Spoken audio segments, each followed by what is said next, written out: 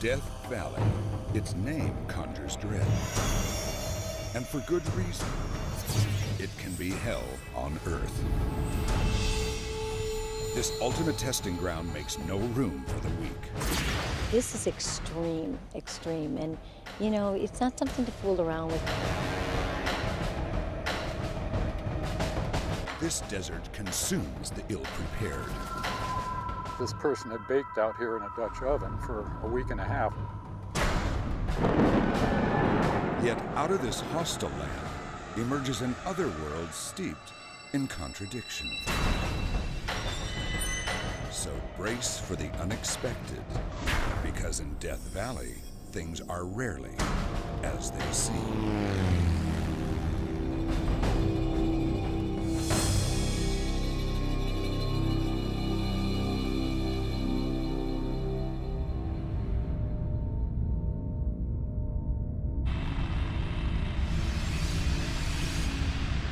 From its distant core in the solar system, 93 million miles away, the sun fixes a glaring eye on Death Valley, blasting the landscape with the force of its heat. It creates a scorched expanse. But this is no typical desert. And this is no typical national park.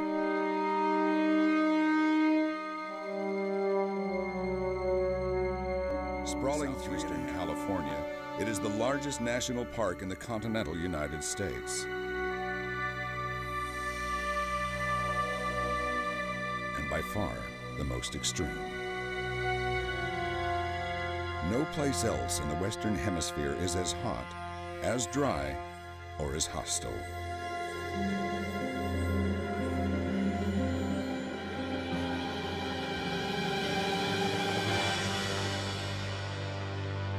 At face value, its monumental landscape intimidates. And Death Valley has many faces. Weathered badlands brood over ancient lake beds.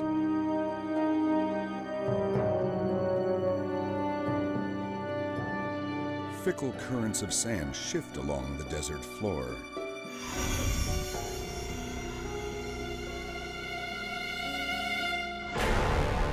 Craters, blasted by molten rock, plunge 700 feet.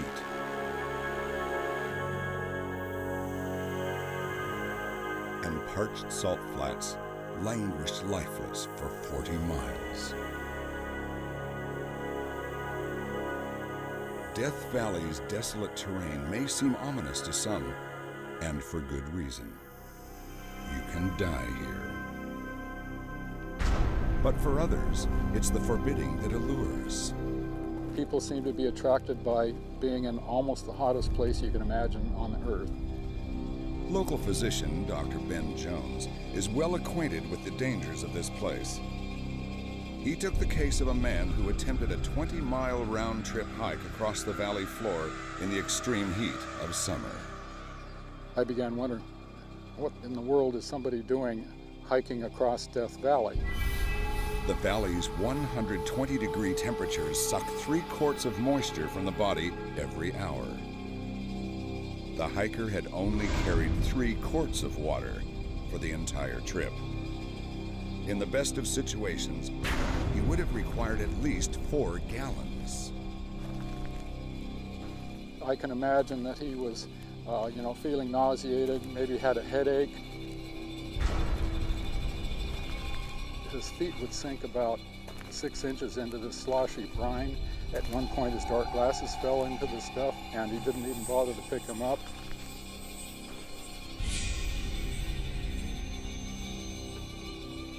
He was obviously getting more and more dehydrated.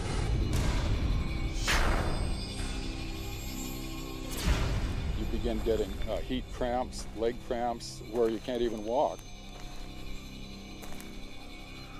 What's really worse is if you don't sweat, your core temperature can shoot up to 108 and you can just drop dead.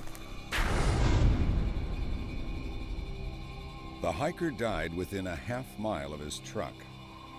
6 gallons of water sat in the front seat.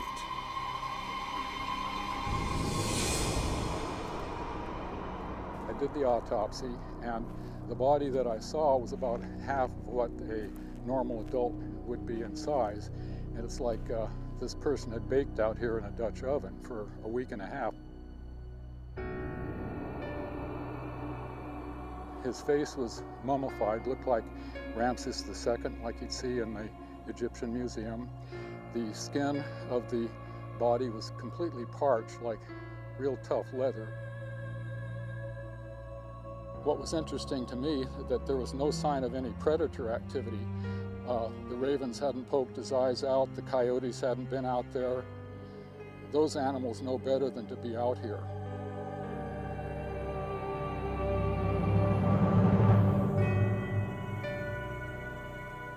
Death Valley is a cruel testing ground.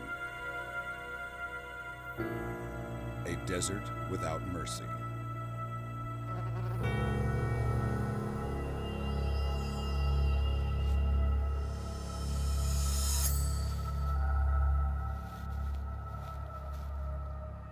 To survive, every creature here must devise ingenious ways to outwit Mother Nature. Some simply run for cover.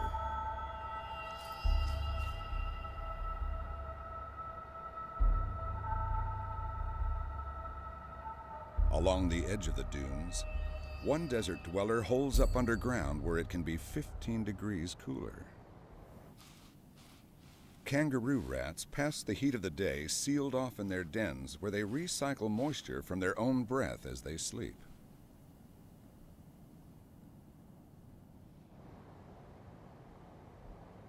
It's July and 124 degrees in the shade, if you can find it.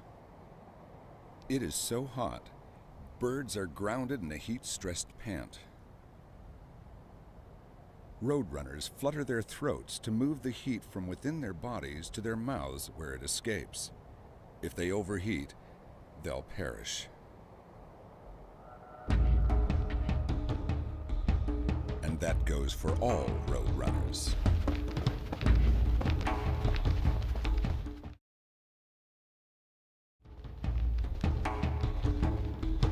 It's so hot that when I smile, like the water on my teeth, I can feel it evaporating instantly.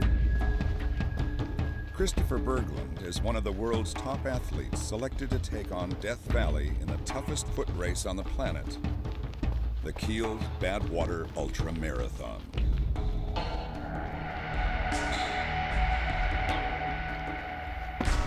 For 135 miles, these athletes will run non-stop through the lethal July heat, searing their feet over a broiling road. They'll be lashed by 30-mile-an-hour headwinds that burn the breath from their lungs and face 20,000 feet of cumulative elevation gain. It's what most of us would consider epic torture. One reason people want to come here and subject themselves to this crazy heat and the pain and the suffering, as opposed to another animal in the desert who would seek refuge in the shade, is that our regular lives are so easy at this point, and the elements are so intense. So it's a good test. It's the ultimate challenge to me. And it's the test that attracts even those well-versed in the perils of performing out here. Dr. Jones has run this race 6 times himself. It's a real challenge to come out and experience all of this heat, the dry air, the distance. The race itself is like 5 marathons in a row. And, what could be better? But you got to remember or realize that this race is no good for the human body. People are stacking up a year's worth of fitness all in a few hours.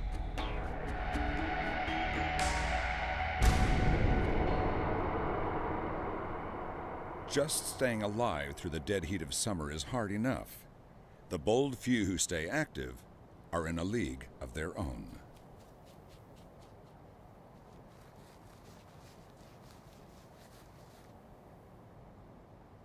Harris antelope squirrels find their comfort zone by bellying into cooler ground to purge excess heat from their bodies.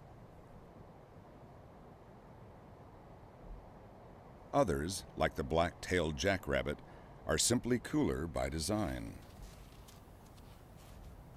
Standing over 2 feet tall, this hair uses its long ears as radiators to dissipate heat.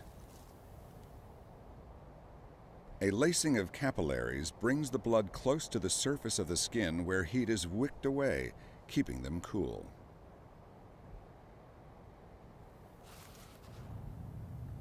Death Valley roasts in triple digits for up to 8 months of the year.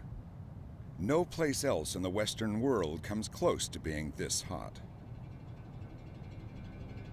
Working like a huge natural convection oven, hot air crawls up the steep valley walls, cools slightly, and sinks back down, compressing as it descends.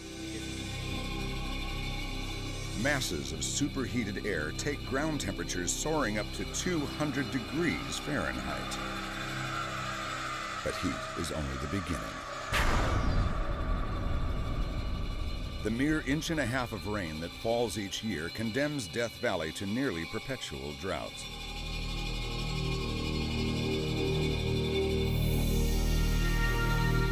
Convection clouds taunt the valley with the promise of rain. Most of the time, they don't even bring shade. Storms blowing in from the Pacific slam into the mountains to the west, leaving the valley in a barren rain shadow.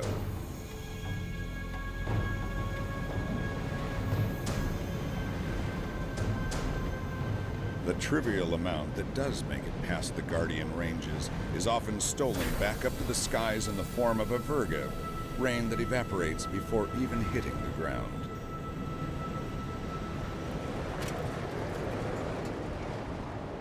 For a landscape so exposed, Death Valley keeps a few secrets well guarded. This remote corner of the park is off limits to all but an authorized few.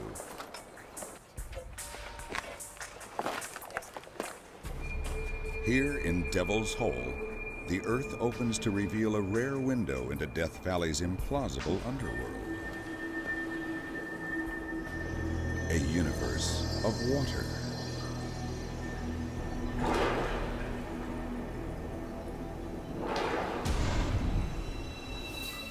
In twisted irony, the driest place in the hemisphere sits atop one of the largest aquifer systems in the United States.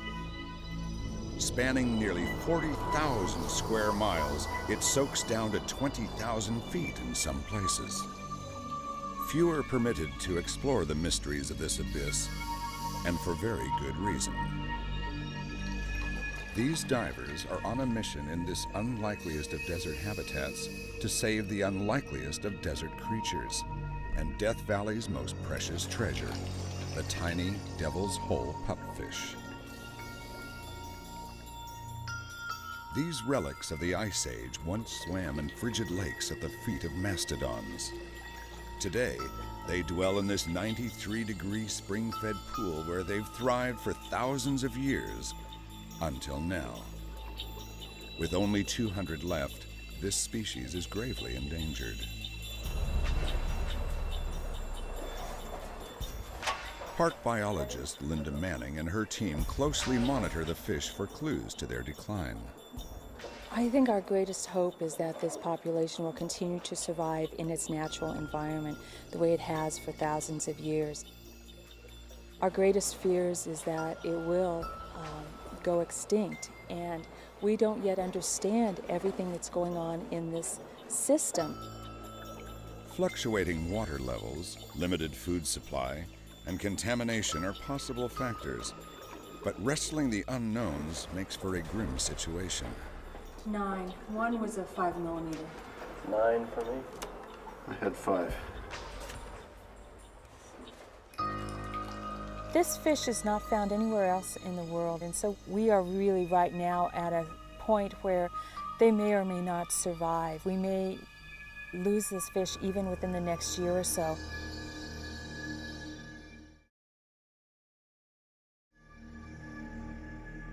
While the Devil's Hole pupfish teeters on the brink of existence in a vast world of water, their cousins in a surface spring hold their own in a mere few inches. The Salt Creek pupfish have adapted to live in water 4 times saltier than the ocean. Though not endangered, survival here takes on a sizzling urgency as a greedy sun bears down on their shallow stream.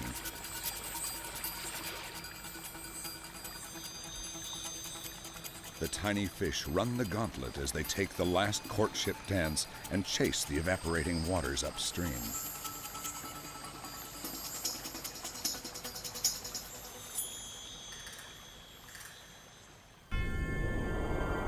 Within days, the merciless sun has stolen their creek.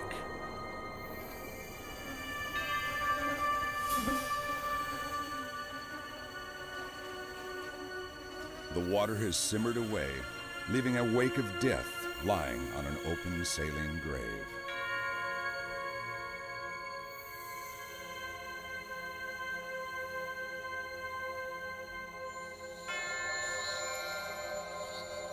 Though many have died, the lucky few have beaten the retreating water and reached the spring source to replenish the gene pool.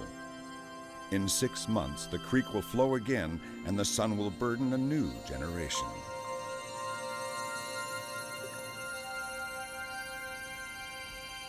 From this toxic environment springs a macabre oasis. Some plants have evolved to thrive in Salt Creek. By maintaining a higher salt content than the soil they occupy, pickleweed and saltbush don't lose water here as other plants would. Even with roots encrusted, they flourish. The desert holly employs a subtle tactic to defy the heat of summer. As ruthless sun rays bombard the plant, it tracks its leaves to avoid being blasted by the beams. Waiting for relief can be unpleasant work, especially when you're the largest native in the park. But desert bighorn sheep have well-honed survival skills. Their 9-stage digestive system enables them to derive nutrition from the harshest of desert plants. Death Valley's limited resources keep this population in check. Only about 400 sheep roam the entire park. But they've found their niche. These nimble climbers negotiate craggy cliffs with ease, scrambling higher with the rising temperatures. Lording over the rocky hillsides, one brawny beast reigns supreme, the chuckwalla. Largest of all lizards here, they bulk up by eating their greens. But unlike the bighorn, they choose only plants high in moisture. And they have an uncanny ability to gauge the water content of plants as they eat. If it's too low, they'll move on.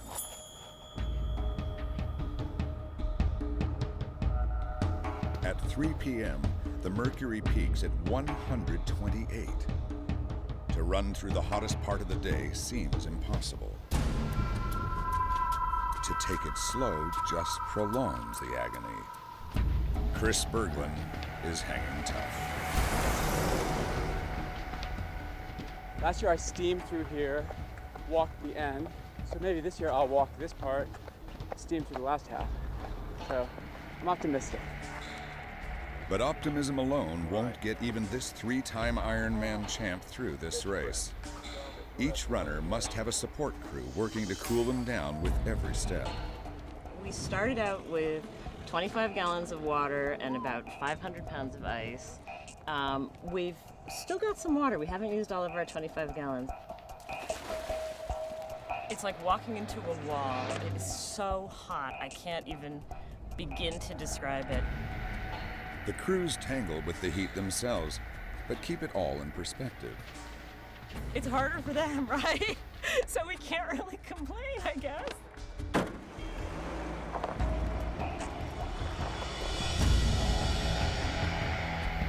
This is extreme, extreme. And, you know, it's not something to fool around with. The pain is unbelievable. Pam Reed has been down this road before. She's a 2-time winner of this race. We humans cool ourselves by sweating, but here, perspiration vaporizes instantly. Pam does her best to rehydrate by drinking often, but the effect is only temporary. Reptiles like the chuckwalla are masters at conserving moisture, but have no means of regulating heat. When in danger of overheating, the chuckwalla seeks shelter. For the rest of high summer, he will spend most of his time in the shade.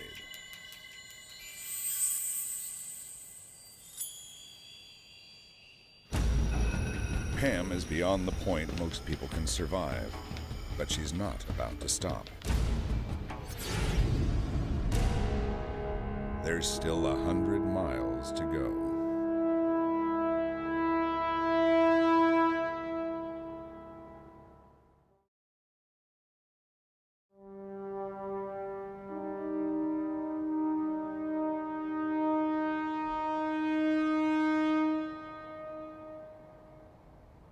Off the road lie those better equipped for a foot race in Death Valley.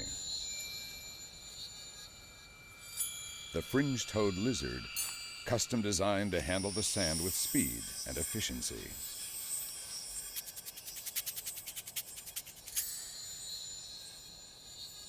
Combed feet enable them to tear over burning dunes at speeds of 20 miles per hour in hot pursuit of prey.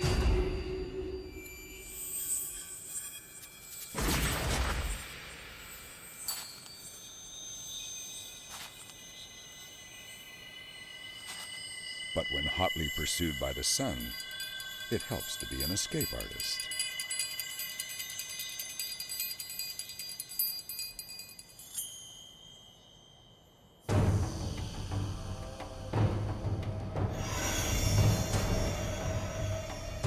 Death Valley's human history is painted in strokes of success and defeat.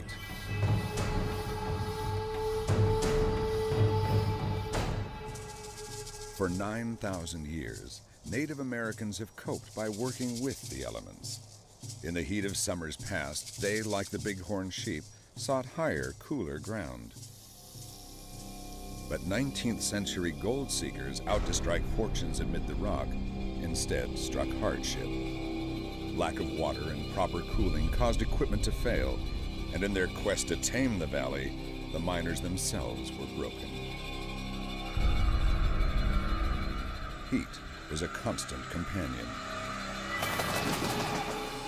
and hardened killer.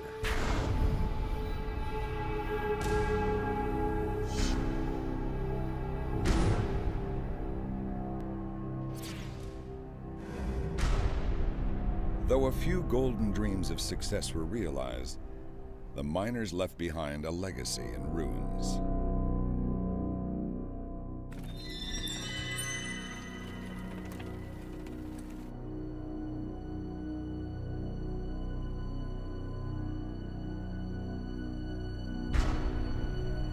But if there is one facet of Death Valley just as treasured as its land, it is the jewel of its night.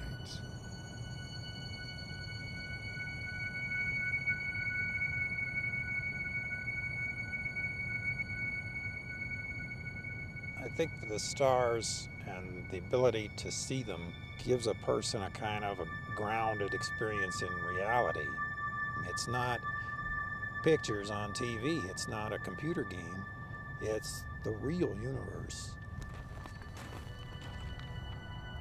Easy to south. Okay, off we go. With the help of high technology, Park Service scientists Chad Moore and Dan Dorisco are monitoring America's darkest skies in an effort to keep them unspoiled by light pollution. Death Valley's is among the most pristine. For millions of years, people have had this constant companion of the night sky. It was their calendar, it was their watch, it was something that they looked at every night, perhaps our modern equivalent of TV. But even here, the dark sky is at risk. From 100 miles away, The lights of Las Vegas spill over the horizon and aircraft beams stab at the stars.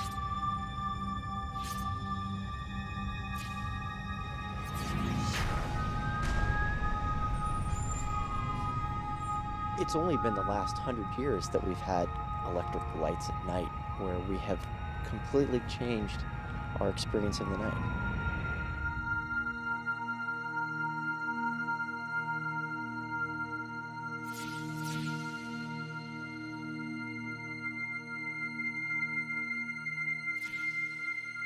Death Valley remains one of the last places where it's possible to gaze on heaven, at least for the time being.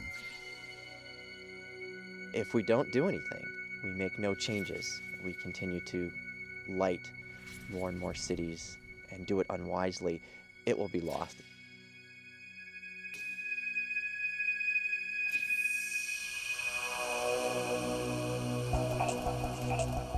A mere few hours' drive from Las Vegas and Los Angeles makes Death Valley easily accessible. Most people experience the park from the safety of the road, a narrow blacktop lifeline through the valley. But venture away from the road, and things could go very wrong very quickly. The vast treeless expanse consumes the unlucky and the ill-prepared. It's easy to wander off the beaten track. Out here, there is no beaten track.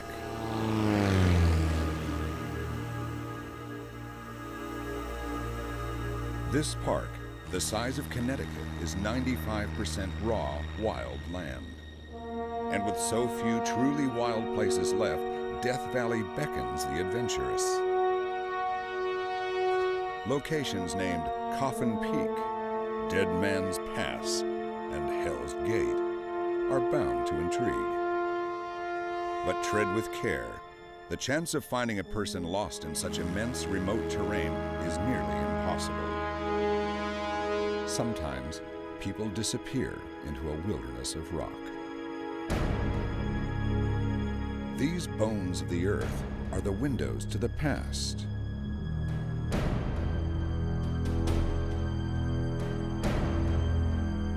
For nearly 2 billion years, the story of Death Valley has churned with the violence of its natural forces. Thundering volcanoes and cataclysmic earthquakes twisted, warped, and rocked the landscape.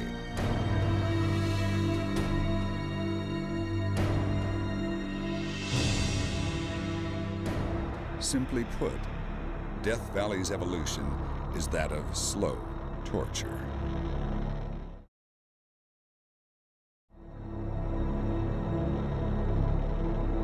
$20 million years ago, the valley as we know it began to take shape as the Earth's crust literally came apart at the seams. Blocks of land slid past one another, forming alternating valleys and mountains. For the past 4 million years, the rising mountains on either side of the valley have been engaged in a colossal tug of war. As they continue to rise, the valley continues to sink. Its floor now lies nearly 300 feet below sea level. But actual bedrock is buried beneath 9,000 feet of gravel, salt, and ironically, mud.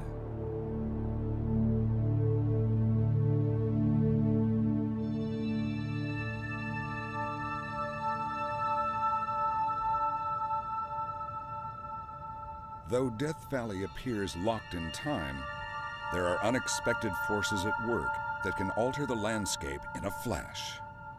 Wow, August 15th, 2004, a day to remember. Park Ranger Charlie Callaghan has seen these forces in action. At about 7:30, I'm looking to the south and I see the lightning. And I'm like, I think there's a storm happening. I start getting a little bit of rain on the windshield. I drive around the curves and there's more and more rain.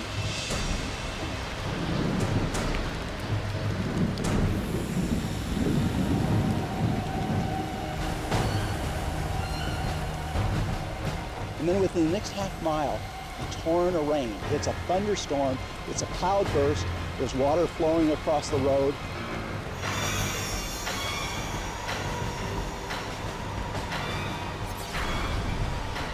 And to me, in the desert, I know this means there's going to be a flood. So I'm like, I'm out of here, it's going to flood.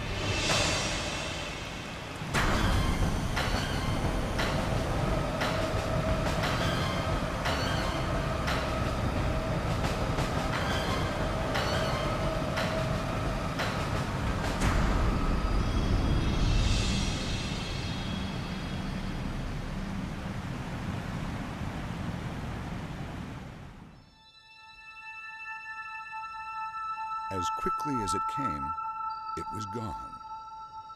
Morning rose dead silent and pristine. No one would have been the wiser to what had taken place overnight. Except all villains leave a calling card.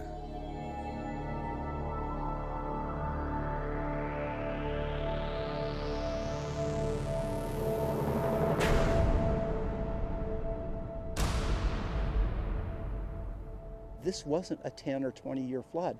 This was more likely a 100 to 500 year event.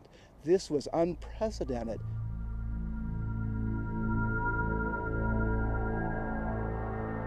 Within 2 hours, the storm produced twice the amount of rain Death Valley gets in a year. It wiped out 13 miles of highway, swept 9 vehicles into the wash, and tragically killed 2 people.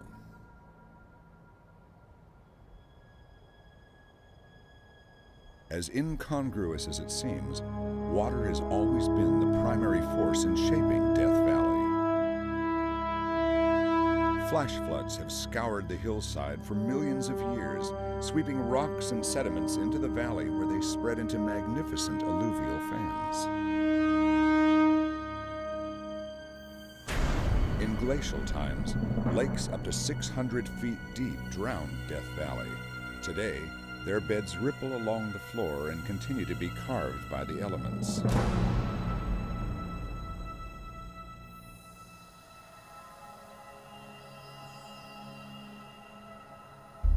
Bad water.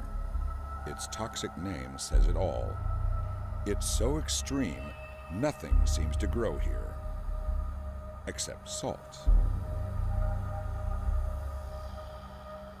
When you're at the lowest point in the Western Hemisphere, there's nowhere to go but up. Here, even the sky is thirsty. As mineral-rich water floods and evaporates, only spires of salt are 3 feet high.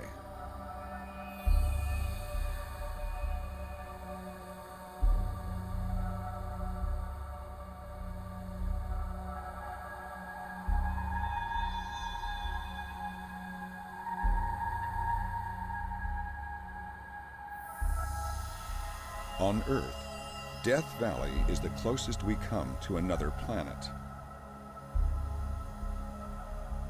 And in this abrasive other world, humans are the alien species.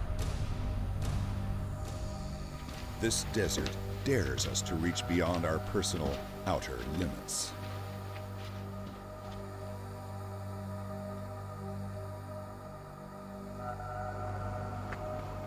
But even men of iron can melt out here.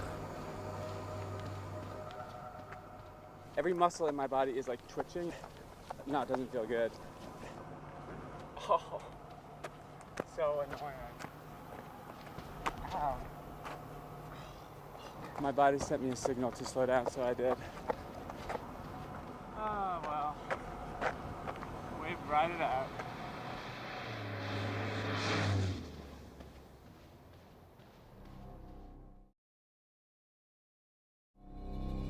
The blazing afternoon plays tricks on the mind and cooks up a mirage.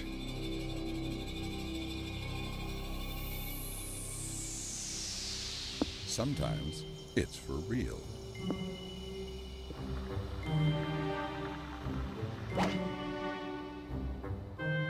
The oasis at the Furnace Creek Resort offers a welcome respite from the heat to park visitors,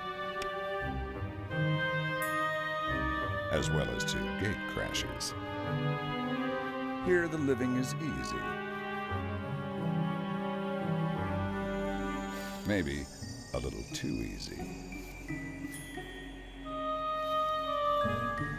For these iconic enemies, the fun is usually in the chase.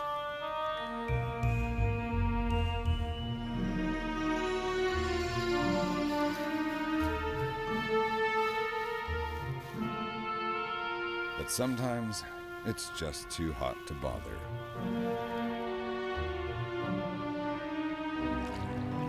Water brings sweet relief. Furnace Creek taps into one of the most generous springs in Death Valley, which produces 2,000 gallons a minute. And not a drop of it is wasted on these residents.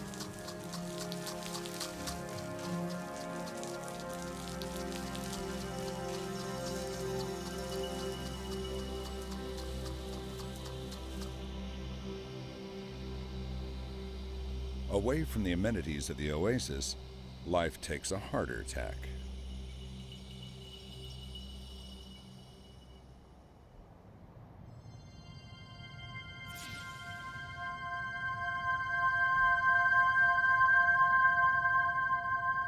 Some seek opportunity under the cover of darkness.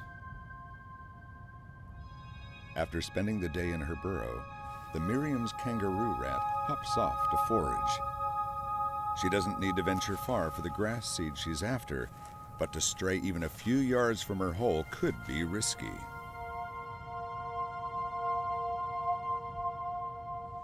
The dunes at night are a hunter's realm.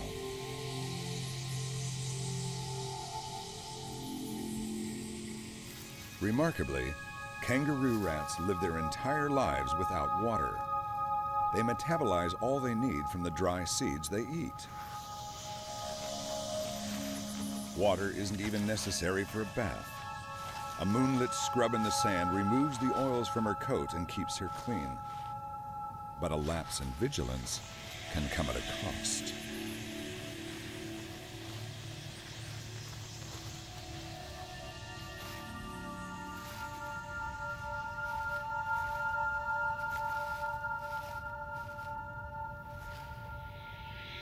A stealthy predator, the desert sidewinder has no qualms about muscling in on others' territory. Not only will he help himself to a meal, he'll claim the den when he's through.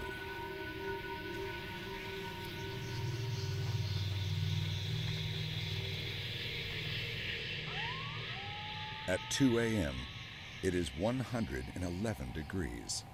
For the runners, night offers little relief. Rag. Bodies have reached their breaking point. Some runners need serious assistance. It sounds like she's pretty far behind on fluids, and so that if you know what we can do, maybe we can start working on getting some fluids in her and kind of catch up. You're gonna go back out later? Okay, then you drink. He's not drinking. And for others, this is where the road ends.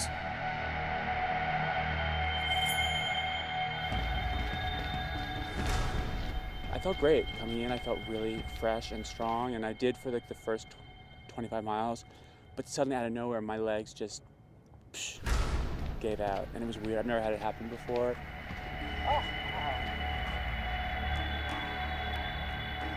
I've never had this experience of dropping out of a race, so it's kind of, it was a little emotional. It opened me up. It like ripped me wide open.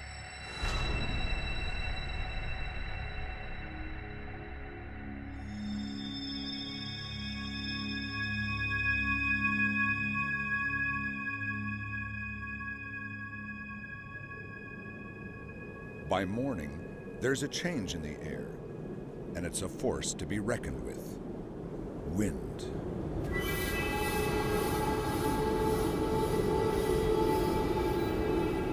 Splashing the valley in a confusion of sand, it whips ancient rock into majestic dunes. Amid these mountains of sand, the earth reshapes itself grain by grain.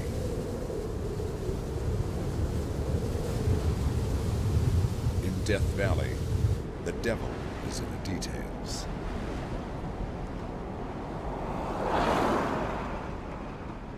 After enduring 120 miles of barbaric conditions, the runners enter the last leg of the race, an 8,300-foot climb into the tree-clad mountains of the Sierras. With each step, they leave the infernal desert farther behind, not only rising out of Death Valley, but in fact, transcending it.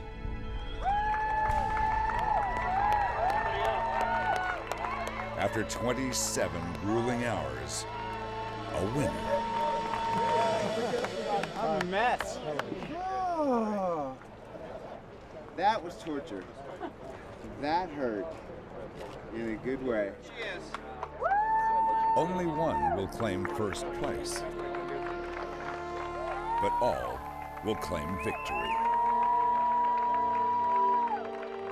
Pushed beyond the limits of physical and mental endurance, each runner crosses the finish line transformed.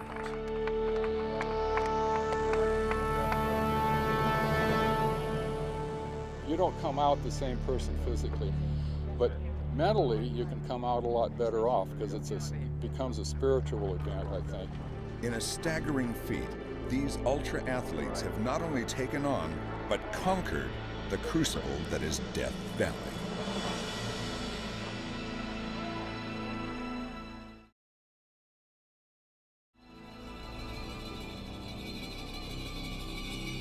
As the sun eases its grip on the valley, the curse of summer is broken.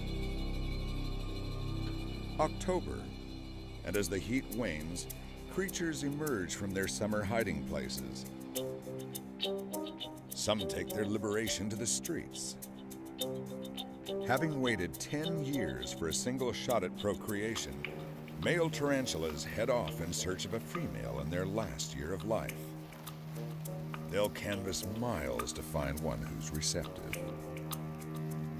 Females living twice as long as males have their share of suitors and can afford to be choosy.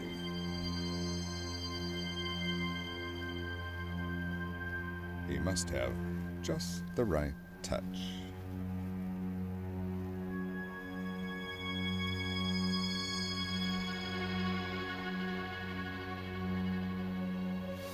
Strumming his legs signals his intentions. She likes what she hears and comes up to investigate.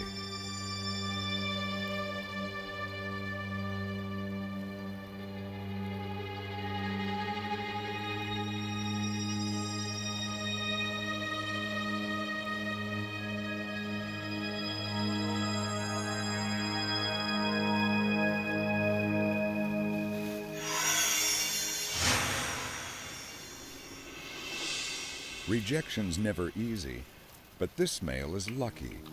He gets away with his life. To recoup his strength, he retreats to a nearby puddle to drown his sorrows in a long drink. He needs the nourishment. It may be days before he finds another potential mate. But he'll have to hurry.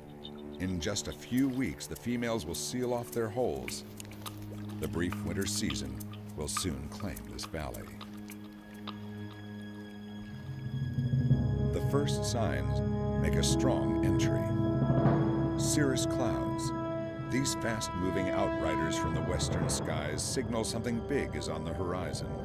Something so extraordinary, it may just take Death Valley completely by surprise.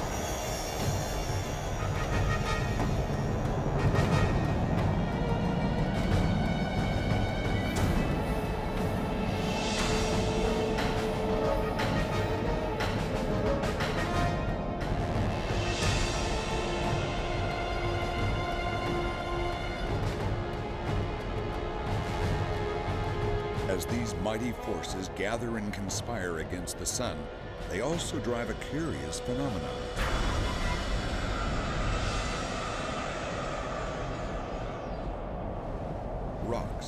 race with the wind.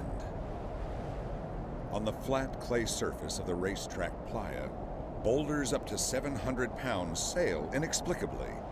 Though no one has seen them move, each leaves a trail that chronicles their journey, some up to 3,000 feet long.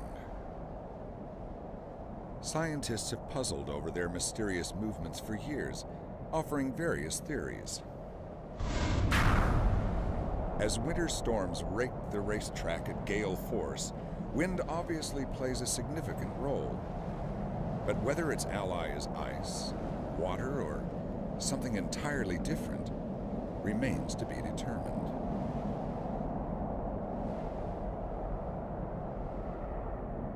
For now, Death Valley keeps this mystery locked in stone. Sometimes, even here, hell freezes over.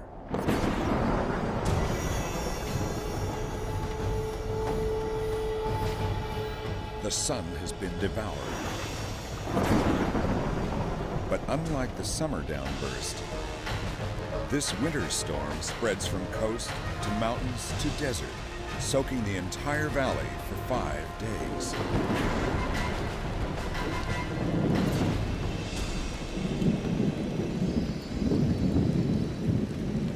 And as opposed to the flash flood of summer that wrought devastation, this winter monster shows a benevolent side.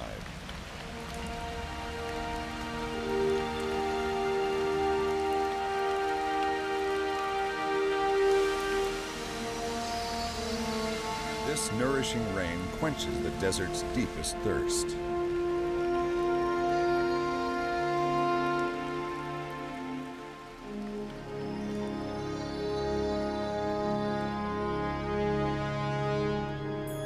Like tiny time capsules, seeds that have lain dormant for decades are finally unlocked and given the chance to create an epic transformation.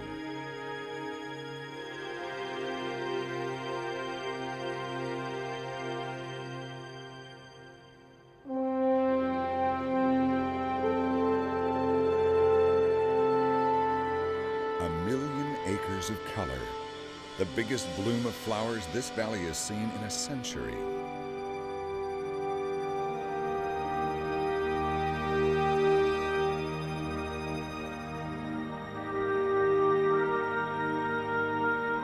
The landscape that had been punished for so long is now finally rewarded.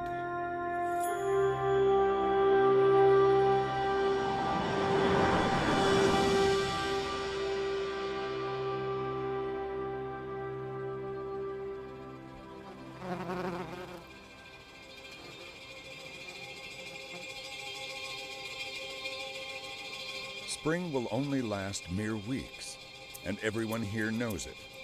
When the clock's ticking, it's all about the basics.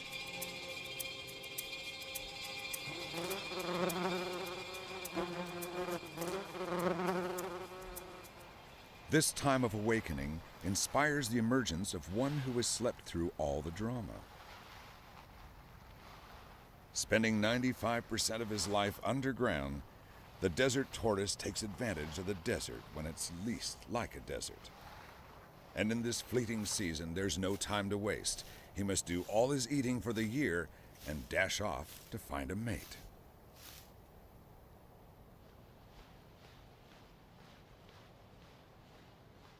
Though she's unimpressed with his ardent display of affection, he's determined to woo her. When you only have a few weeks above ground, it pays to be persistent.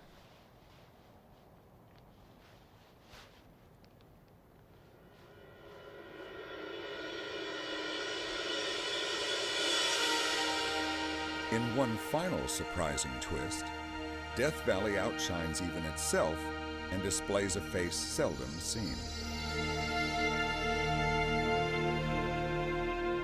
An enormous lake, 15 miles long and 8 miles wide, washes over a landscape once parched to the bone. This vestige of the winter rains is beautiful, yet short-lived. The full brunt of summer sun will soon bear down to reclaim the valley.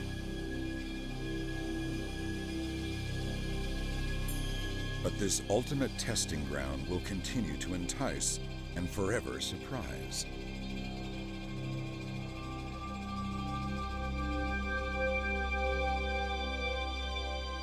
For now, Death Valley is mirrored in the sublime and the surreal.